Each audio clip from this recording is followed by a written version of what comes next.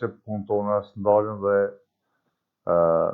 po filloj me temën e ditës së sotme, ku skandali milionësh në institucionet e pavarura, por që janë të Republikës Kosovës, sot ka shpërthyer pra skandali milionësh në Byron Kosovare të Sigurimeve, ku vetë zyrtarët pas arrestimit kanë pranuar se kanë keqpërdorur detyrën zyrtare, mirë po fatkeqësisht këta zyrtarë nuk kanë lajmëruar paraprakisht që të thonë se ne kemi gabuar dhe po e përmirësojmë gabimin, por vetëm pas intervenimit të prokurorisë dhe policisë, ata kanë pranuar pajësi një farë mënyrë dhe si të themi në një farë mënyrë kanë ofruar një lloj ujdie, duke thënë se po ne do t'i kthejmë paratë e keqpërdorura që kemi marrë.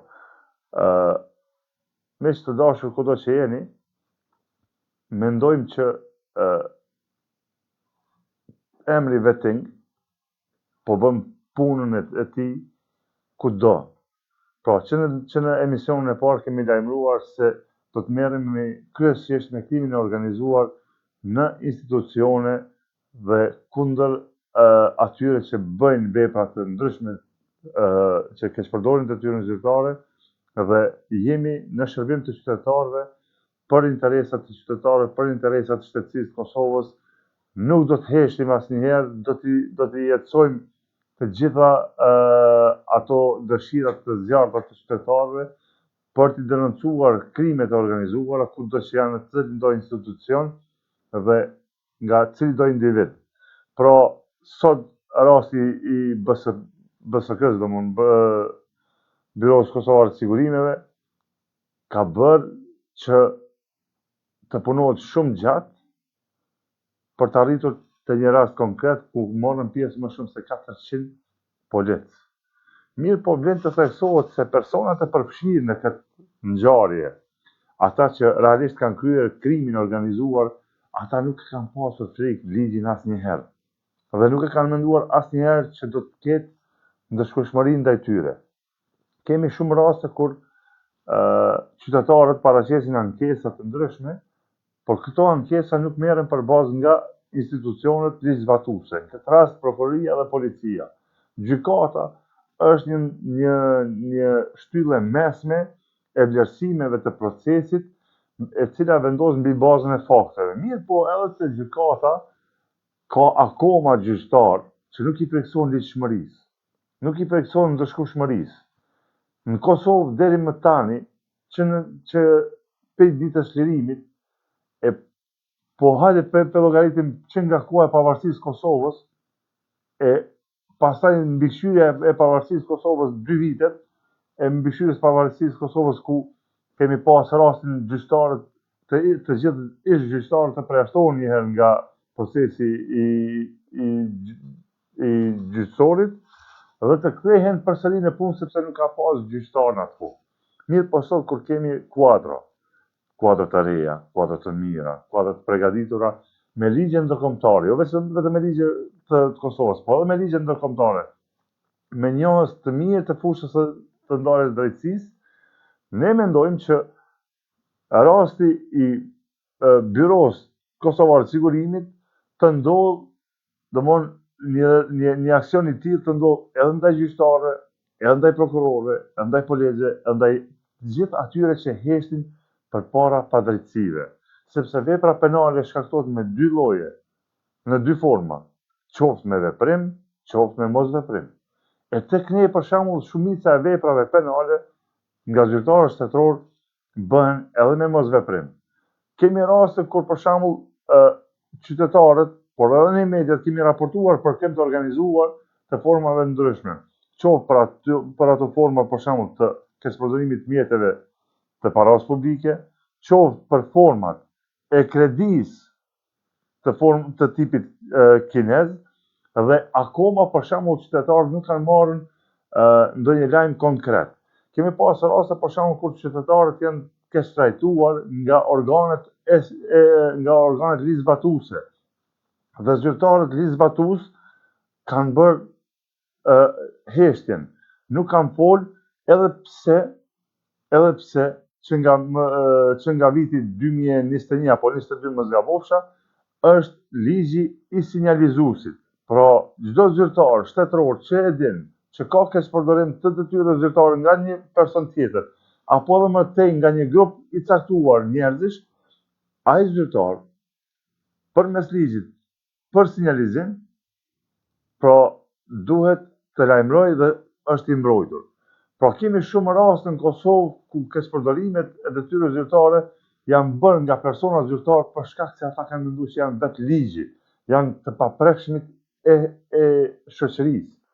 Pra kanë harruar që të jesh një ligjvatues apo një shërbëes civil nuk dallon nga shërbimet e tempojve fetar, por vetëm se misioni dallon dikun tjetër. Pra, në tempojt fetar shërbehet pa kontratë, në institucionet ligjvatuese apo shërbyese apo në karakterin e shërbësit civil, pra ti pranon një kontratë të caktuar për shërbimin që do t'i kryesh për muajt apo për ditët që keme shërby. Dhe me këtë rast, ne mendojmë që kemi akoma shumë punë për të bërë që Kosova të filloj të jetë një shembull i mirë i demokracisë, i zbatueshmërisë të ligjit, kushtetutës dhe të drejtës Kartës Evropiane për mbrojtjen e të drejtave të njerëzit. Pra, tash zvoni kemi parë edhe gjykatën kushtetuese e cila në disa raste kanë nxjerr aktgjykim apo aktvendim që ka gjetë shkelje të të drejtave të njerëzit nga gjykatët qoftë nga ajo Supremja, qoftë nga ajo e Apelit, qoftë nga themelorja. Pra gjyqtarët ja kanë mbluar në një mënyrë marrën edhe kanë menduar që kanë me vazhdu kështu gjatë.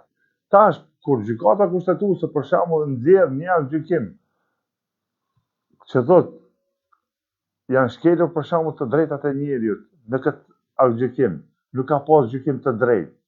Ai gjyqtar i cili e ka bërë këtë shkelje fillimisht, ne mendojmë që nuk duhet të jetë më pjesë e këtij procesi, sidomos ai zinxhir i gjyqtarëve në hierarki ku në një mënyrë gjyqtarit vetëm me korrigju për shembull për shkeljet që i ka bë, ja kanë miratu gabimet deri në kohën kur për shembull tash për shembull gjykata kushtetuese edhe ajo këtë vonë ka filluar që të mbajë edhe seanca të hapura për qytetarët, gjë që nuk ka ndodhur më herët, për shembull gjykata kushtetuese për shembull të merret me seanca të hapura në publike.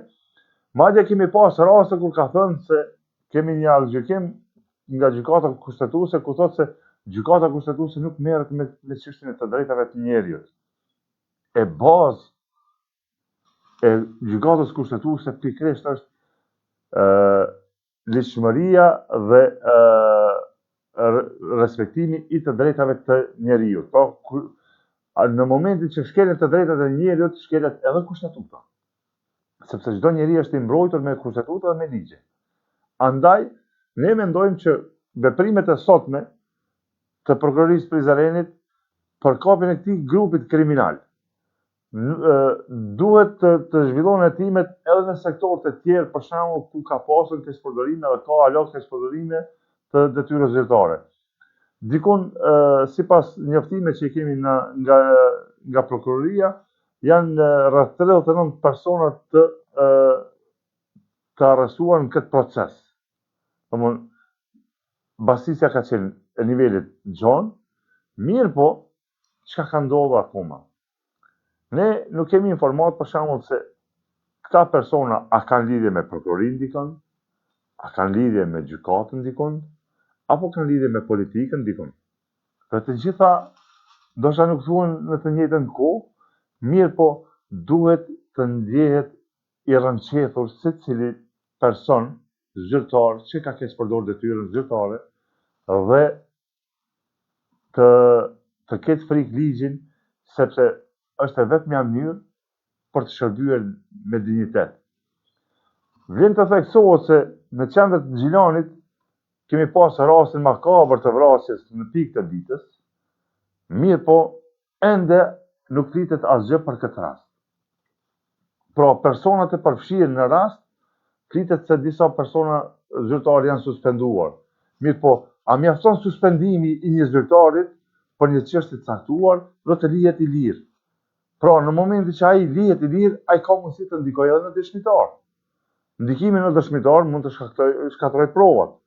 Edhe me këtë rast për shembull, thojmë prokurorin edhe organet tjera legjizlatuese që personat që kanë keqpërdorur detyrën zyrtare të mos lihen në procedurë të lirë, vetëm të largohen nga puna, sepse edhe ajo mos e largimin nga puna për kohë të caktuar, lën dyshime shumë të mëdha të qytetarët, të cilët në një farë mënyrë shohin që personi në fjalë, për shembull, se personat në fjalë mund të kenë ndërlidhje me botën institucionale. Shohin për shembull zyrtarët e përjashtuar nga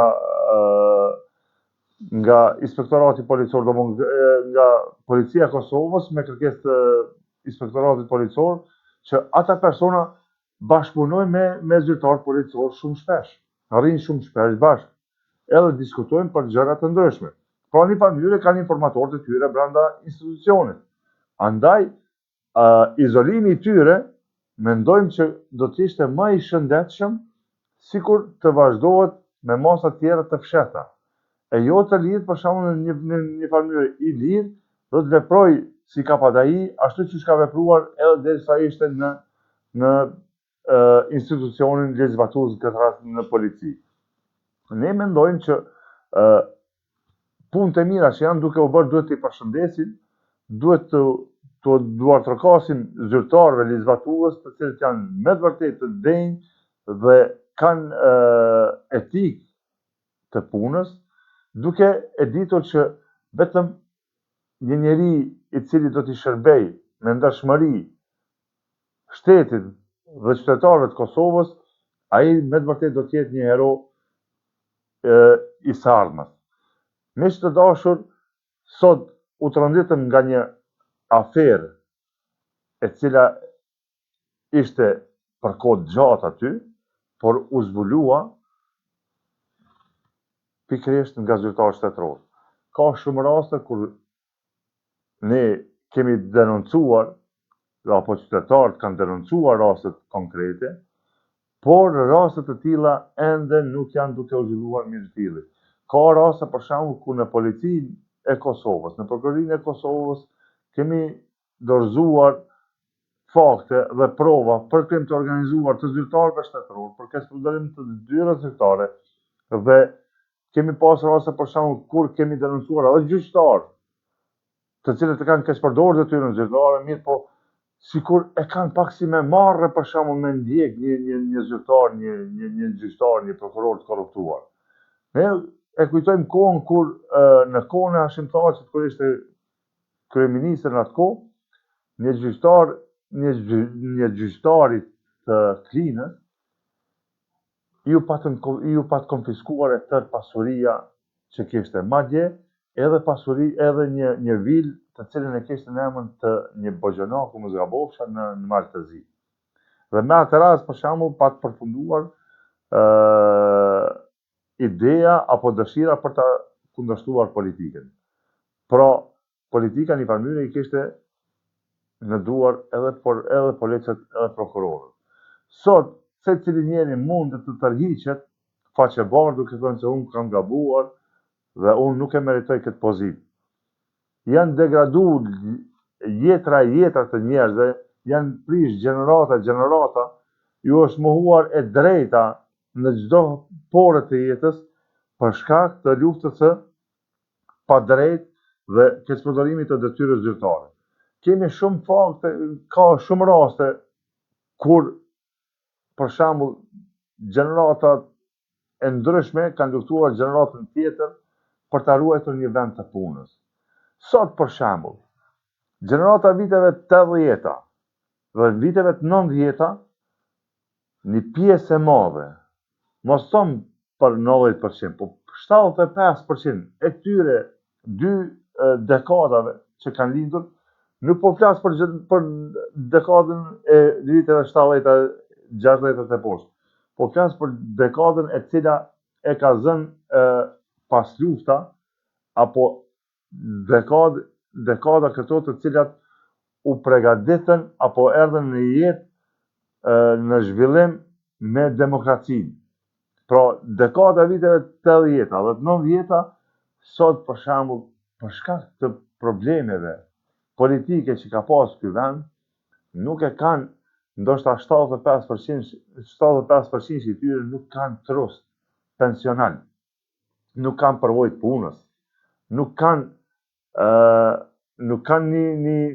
një lloj të armët garantuar. Pra, ka qenë dikur një ligj, për shembull, ku është kërkuar përvoja e punës mbi 5 vjet. Dhe atë drejt, për shembull, shumica e këtyre gjeneratave nuk kanë pas mundësi që ta kenë. Kemi shumë raste që i njohim, për shembull, në jetën e përditshme, ku personat caktuar kanë kryer shkollë, janë kualifikuar për një proces të tillë, mirë po në mungesë të hapësirës kanë mbetur i papunë.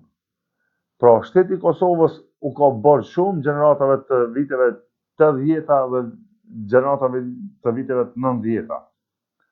S'po flasmi për 2010. Po flasmi për 2 dekada gjenerata që bëjnë 20 gjenerata kanë mbetur të pa shfrytzuara. Kanë mbetur gjenerata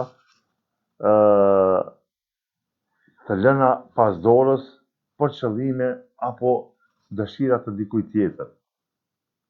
Dhe këto probleme mund të shfaqen në të ardhmen, është një sikur të marrësh një goditje sot dhe pas një kohe të dënë për shembull në vendin ku ke marrë goditjen. Edhe Kosova pra ka marrë goditje në popullatën e saj, të cilët kanë migruar për interesa sa për ta gjetur veten dikun. Sot kemi raste kur njerëzit migrojnë sepse nuk kanë ku të kyqen, nuk kanë mundësi ku të kyqen. Ne mendojmë që janë bërë veprime të mëdha, për shembull, qoftë për ndihma të bizneseve të reja, e shohim që luftën e keni, për shembull, ideja e qeverisë është gjenerata e re. Ne nuk themi që nuk duhet stimulohet gjenerata e re. Por gjenerata e re nuk mund të ecë së pari nëse ka mbi vete i ka 2-3 gjenerata, ose i ka 20 gjenerata tjera të paprekta, të pashfrytzuara. Pra, mendon krijohet një luftë e gjeneratës apo e gjeneratave që do të vazhdojnë edhe në të ardhmen. Konsiderojmë që lufta apo politikat apo rrugtimi për të ndihmuar gratë është shumë ide e qelluar. Por mos harroni, sepse vetëm gratë nuk jetojnë në këtë botë. Jetojnë edhe burrat. Po ju politikat për zhvillimin e vendit duhet t'i ktheni edhe në ndihmës jo të grave apo të burrave, por në ndihmës të gjithë atyre njerëzve që kanë nevojë dhe kanë ide të operojnë apo të veprojnë. Sepse ka edhe të atyre që nuk kanë edhe dëshirë që të operojnë. Ka të atyre që kanë dëshirë të operojnë. Pra, luftën dhe angazhimin e këtill duhet ta jetësonin në interes të individit. Pra, po nisemi duke luftuar krimin organizuar dhe ku do të përfundojmë te shërbimi për një jetë më të mirë në Kosovë. Me këto veprime, për shembull, të arrestimeve të fundit që kanë ndodhur, Kosovës dhe shqiptarëve apo popullatës Kosovës do t'i kthehet një farë fshija për ta jetuar jetën në Kosovë. Unë nuk besoj që në Kosovë dalin më shumë se 2% e prindve që nuk kanë dëshirë t'i largojnë fëmijët e tyre për një pasaportë të dytë. Dhe për të arritur me largu këtë dëshirë, për shembull, veç 2% që mund mos me pas dëshirë.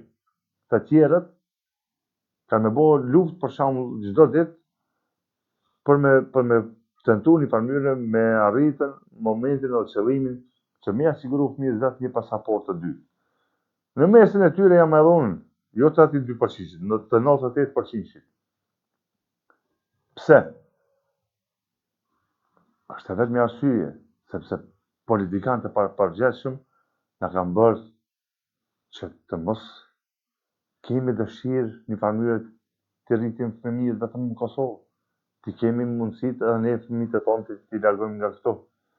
Sepse rasti sodit i arrestimit në Byron Kosovar të Sigurimeve nuk dallon pe torturës edhe dhunës që na shkakton për shembull Zaraia me rritjen e rrymës dhe çmimeve të tjera në mënyrë të kundërlehtëshme. Nuk ka një vend në botë për shembull ku 9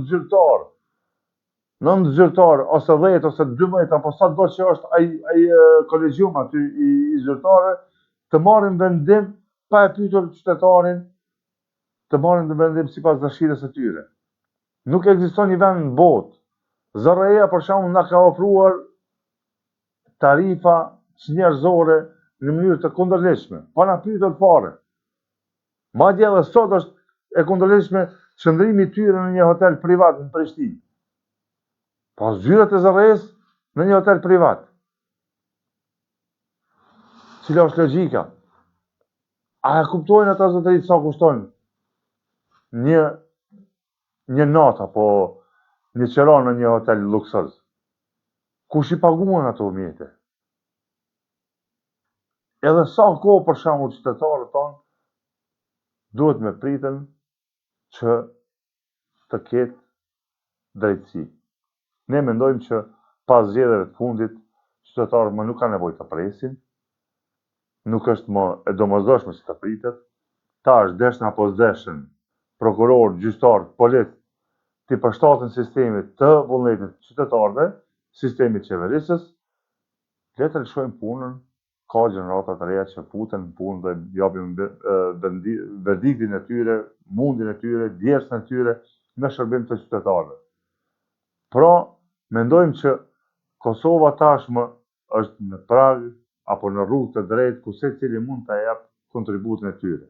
Madje konsiderojmë që edhe partitë politike që kanë qeverisë më herët me shtetin, kanë mundësi të japin kontributin e tyre. Por individët të cilët i kanë dërguar në pozicione të caktuara shtetërore, te kanë çuar aty të shërbejnë. Edhe pse për punën e konkurseve dim se si shkon dhe tek shkon, por nuk i kanë dërguar aty që ta keq përdorur detyrën zyrtare. Dhe secili individ i cili e ka keq përdorur detyrën zyrtare, ai individ krahas tërheqjes nga procesi mundet të falet vetëm nëse bëhet i ndershëm, dhe thotë unë kam fituar kaq në këtë mënyrë dhe unë jam dorëheqje. Pra, po e fillojmë përmbylljen e këtij emisioni të sotëm këtu në Art Media, në emisionin tonë vetëm ku veprimi i mirë sot i policisë, i prokurorisë duhet të përshëndetet. Mirë, por nuk duhet të ndalet vetëm me kaq. Duhet të ketë aksione më të shpeshta, më shumë aksione të tilla që qytetari ta ndjen shtetin funksional. Qytetari të jetë i lumtur. Mirë po, ne nuk themi që të dëmtohet dikush për interesat caktuara politike. Por mendojmë që qytetarët sot kanë dhënë një mesazh të cilin ne po e përqojmë këtu dhe ku arrestimi i tyre është përshëndetur nga të gjithë. E ftojmë qeverinë e ardhshme të Republikës Kosovës të punojë sa më ngushtë me organet ligjvatuese në interes dhe shërbim të qytetarëve. Urojmë dhe i bëjmë ftesë policisë, prokurorisë dhe gjykatës, organeve ligjvatuese, që të jenë të kujdesshëm në vendimarrje kur marrin mendimin. E kemi thënë edhe disa herë që vendimarrja e gabuar quhet tradhti kombëtare. Sepse nëse nesër Kosova futet në procesin ndërkombëtar të gjyqësisë ndërkombëtare, e sidomos të gjykatës evropiane për mbrojtjen e drejtave të njerëzit, po për shkak të vendimmarrjes gabuar nga disa gjyqtarë. Pikërisht nga disa gjyqtarë, Kosova nesër mund të falimentohet nga ajo gjykatë.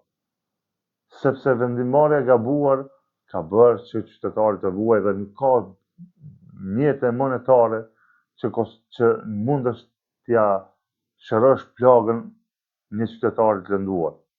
Ati që është bërë e pa drejt, është problem ta kompenzosh atë.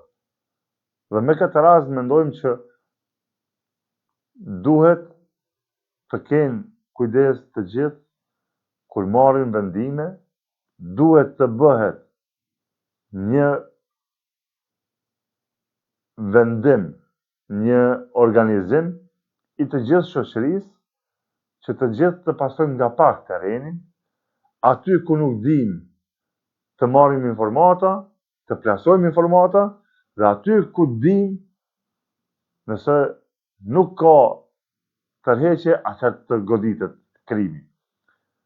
Miq të dashur, ky ishte emisioni jon i radhës këtu në Art Media, emisioni Betting Plus, dhe ora shënon pak vonë, por ju kërkojmë falje, shihemi në emisionet e radhës, urojmë që ketë veprime të tilla konkrete për ligjshmëri dhe kushtëshmëri në këtë Republikë të Kosovës, kjo republikë që është më e bukur në botë.